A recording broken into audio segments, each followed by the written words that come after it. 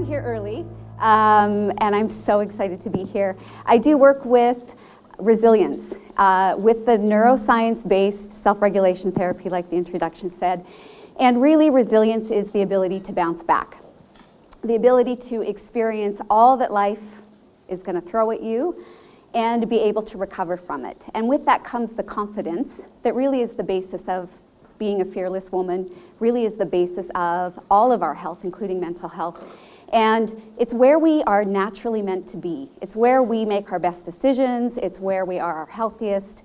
And so more than just symptom reduction, what we look for with self-regulation therapy is building resilience for long-term health and resilience. I feel like I should have come with a choreography or something here. Do I have the slide advancer? That will help too. And so again, this is the passion of my life because of the way I started and the reason I do this. So it starts with this story. And I don't know if any of you know women like this, where everything looks great. This is like my old Facebook social media show. And I feel like I really tried to make it look like I was holding everything together. So I look really happy, my kids look so healthy, I think I'm a rock star. I should have choreographed that to the music. But actually what was happening at this time of my life was I was recently divorced, not uncommon. But I had just had a car accident, so I couldn't work as a journalist because I had this shoulder injury. Had no benefits, so I was very quickly poor because my ex-husband was nowhere to be found, did not offer support. 2 car accidents actually in about 6 months. I had a life-threatening MRSA infection where I thought I was going to die and leave these 2 without me. And then I got double pneumonia, which was also resistant. So for the first time in my life, I didn't feel resilient. I felt like I was not okay, and I didn't know how life was going to turn out. Aside from my daughter bailing off the stairs and losing her 2 front teeth way too early, they're back now.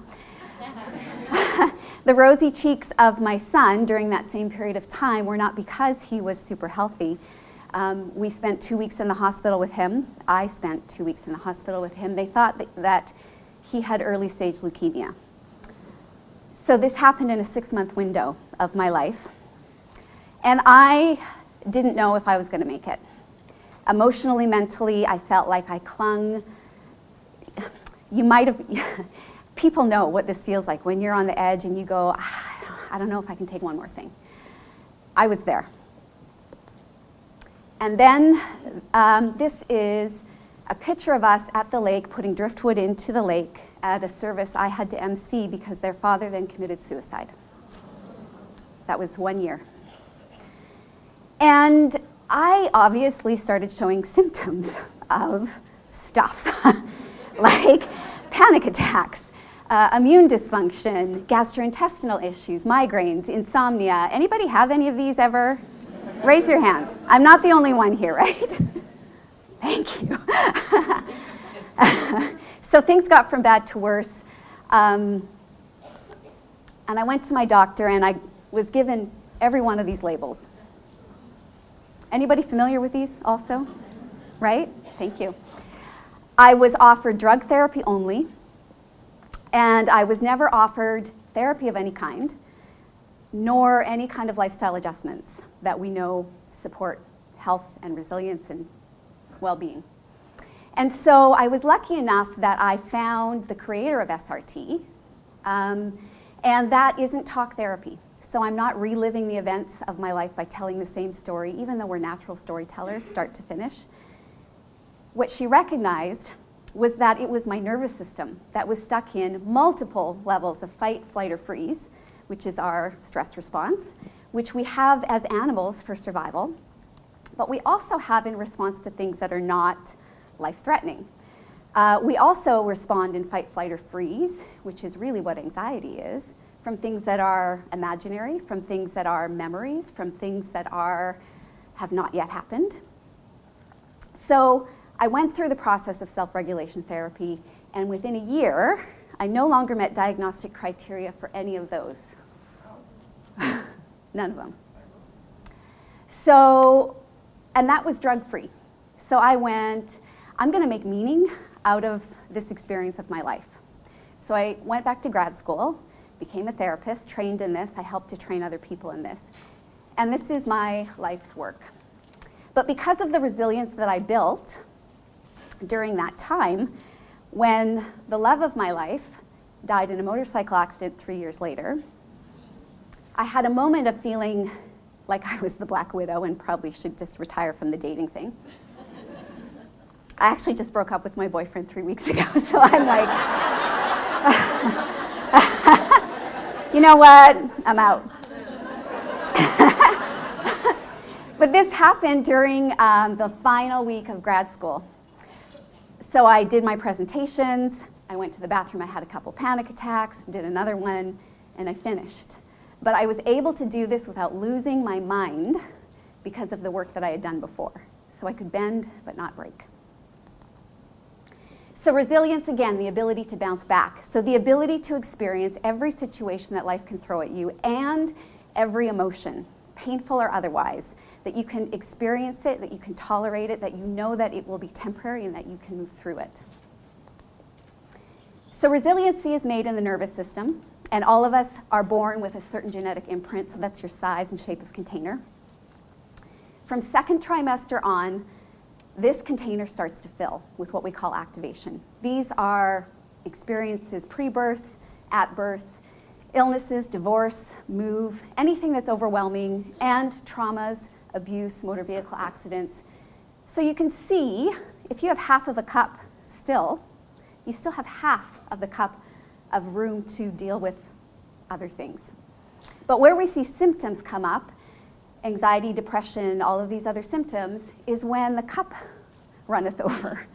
And often what happens is that we take on some guilt and shame because something minor happens, and we go, I lived through all of this other stuff, but I have a minor fender bender, or I break my arm, and now I have anxiety when I try and fall asleep.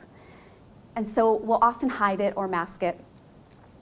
But this is common, and this is what happens all the time with women that come to my practice. So myths about the resiliency are really, it's not about the size of the trauma. We have an expectation that trauma lives on a scale, and that if something's really big, it should impact somebody really big, and if it's really small, it really shouldn't impact at all, and we judge ourselves, and we judge others. But the reality is, it's what's in your cup already. So if you have lots of room in your cup, you still feel pretty resilient. SRT is not about positive thinking and just pushing through. Pushing through actually led to most of my symptoms. Positive thinking is absolutely essential, but it's not enough. Necessary, but not sufficient. It's about emptying the container so that your nervous system can come out of fight, flight, and freeze and come down to a healthy baseline. So the things that compromise resilience, of course, are trauma. Fight, flight, and freeze responses. And because we have an animal brain, if we could respond this way, we would go to safety and our nervous system would come back down on its own. But you can't punch your boss, you can't run away from your children, and standing frozen in the middle of a crowd makes you look weird. So, but all of those situations will cause activation, and all of those will cause some kind of a fight, flight, or freeze response in the nervous system. And so we want to work to complete those cycles because people get stuck in them, and all the neurochemicals that are being released when you're in fight, flight, or freeze continue to release, so we get burnt out. The other thing is that women now more than ever are doing way more now than ever. So we have a daily life of chronic overwhelm and activation layering up in those containers. And a lot of people are really prone to these stress-related conditions, which again might look familiar. But on top of that, then we have guilt, shame, isolation. I'm a solo parent. I live in exhaustion a lot. But we're familiar with these, right? So SRT does work by completing these cycles. It does work to empty the container. And it works in a way in session where you never are reliving the trauma and the horrors of your life. It's not good for you. It's not good for me. So you're kept in a range that's non-overwhelming, where you get to feel like you're totally in control, and you start to get better faster. and it feels better. So it's a natural resiliency build over time. And we use the language of the nervous system, which is the felt sense. The mind and the body cannot be separated. They're all connected. So we use little brain hacks, we use different methodologies to really work with the nervous system in the place that it's holding trauma and overwhelm in your body and in your mind. So resilience builders, obviously, I choose SRT, especially if you've had significant events. It's important to work with the root and not just the symptoms. Often when you work with the root, the symptoms disappear on their own, which is best case scenario. Self-care, lifestyle adjustments, sleep is the big one. Sleep is the great regulator of the nervous system. I'll address that and pain first in sessions because it really makes it hard to stay regulated when you are tired and sore. Connection and community is really important. And my biggest one, probably one that helped me get through most of those traumas in my life, is humor and laughter. I don't look like the picture at the beginning of this. That was a Walmart picture from 2 years ago. $30 special. And I'm way more ridiculous than that. And it's really helped me and my family come through some of the trials of our life. This isn't all my pictures. These are my Facebook pictures now. They're way more authentic, way more transparent. My kids are pretty happy, strong.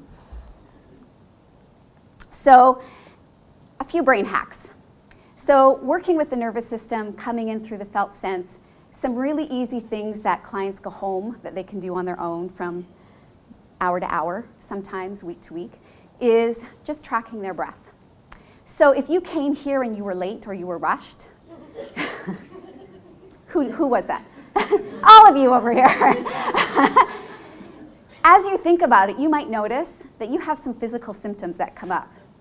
And with women, it's often right here, right? So if you take a moment even where you are right now, you're all relaxed. I don't think anybody's too hangry yet. Just getting a sense of tracking your breath. Where do you notice that your breath moves the easiest? Because the brain's always going to go to the negative place, and it's going to go to where there's pain, or it's going to go to where you can't breathe.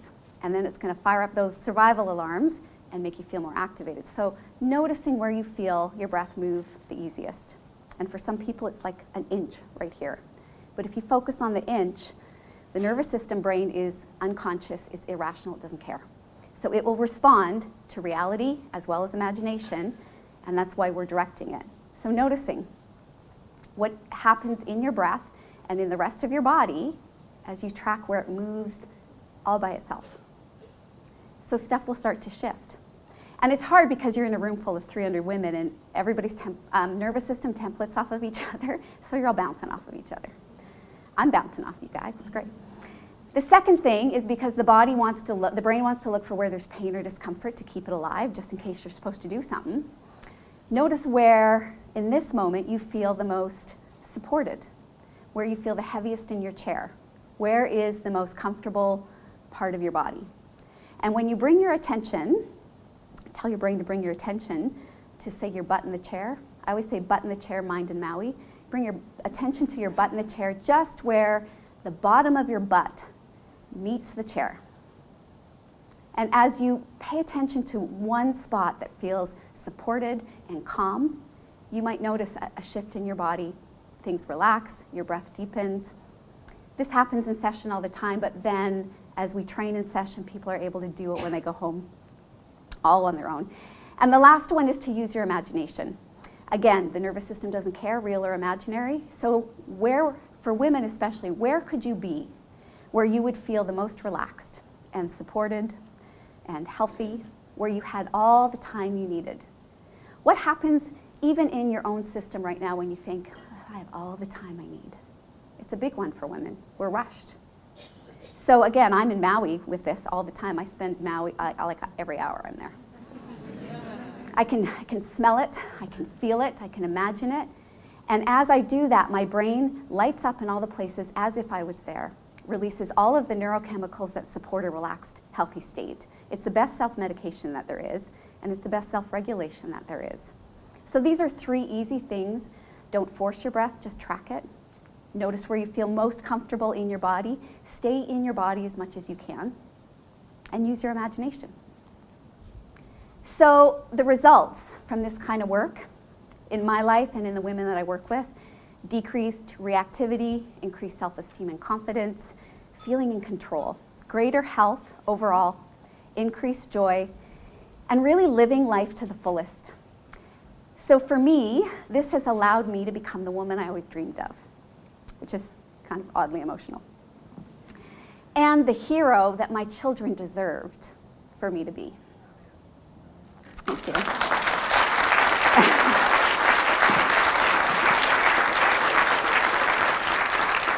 And it has made me fearless in every sense of the word. There's very little that I think this life could throw at me at this point that I couldn't kick it back in the balls for.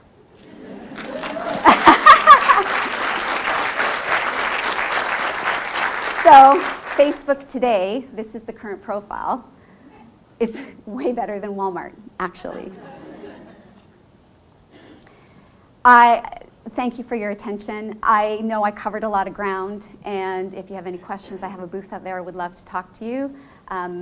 It really is my honor to be here, and it is my privilege to be able to work with other women to help them live their best, fullest lives, not just symptom management and not just survival, but really living big, bold, incredible experiences.